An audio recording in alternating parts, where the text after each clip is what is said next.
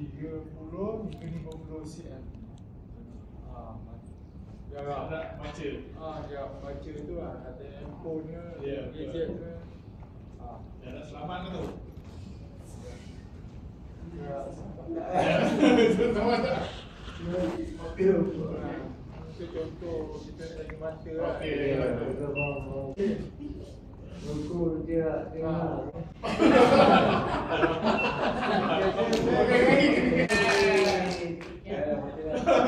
Lain.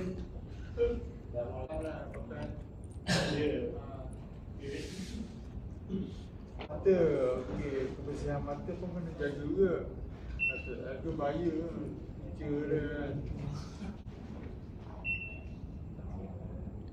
Persiapan mata ni contohnya kena 3 selangkah, kecil mana dah tinggi.